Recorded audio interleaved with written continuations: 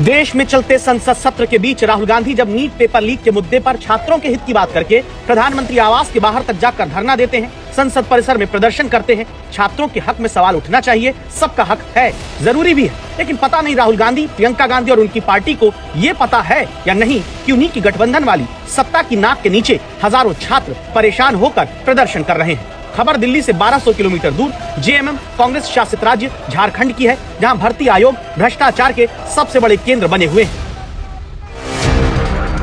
रांची में नीले रंग का तिरपाल लगाकर महात्मा गांधी की प्रतिमा के नीचे वो बेरोजगार नौजवान प्रदर्शन कर रहे हैं, जिन्हें नौकरी देने के नाम पर हुई पेपर लीक एक बहुत ही गंभीर समस्या है। छात्रों का मुद्दा एक बहुत ही गंभीर विषय है, लेकिन क्या ये केवल और केवल बीजेपी शासित राज्यों में ही होना चाहिए? अब सोचिए, चाहे वो तेलंगाना हुआ या कर्नाटक हुआ, पंजाब हुआ, झारखंड हुआ, यहां पर जब किसी प्रकार की समस्या हो रही है तो उस पर सारा विपक्ष मुंह पर टेप क्यों चिपकाया हुआ है?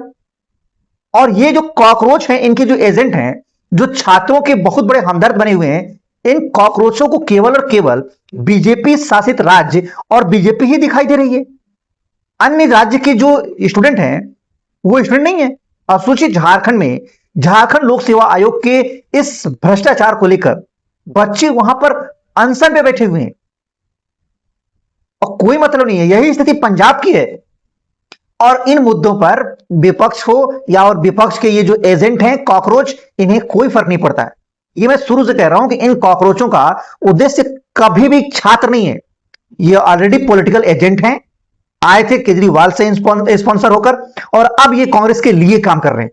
तो इनका केवल एकमात्र उद्देश्य था कि किसी भी तरीके से भारत में अराजकता हो, बीजेपी के विरुद्ध माहौल बनाया जाए, मोदी के विरुद्ध माहौल बनाया जाए। लेकिन इन कॉकरोचों का जो पोल है अब खुलता हुआ नजर आ रहा है कि ये कितने छात्रों के साथ थे। नहीं तो झारखंड हो गया, पंजाब हो गया, जिस तरह से वहां पर बच्चों की समस्याएं हैं और बच्चे वहां पर बवाल कर रहे हैं, इन कॉकरोचों को वहां पर दिखाई नहीं दे रहा।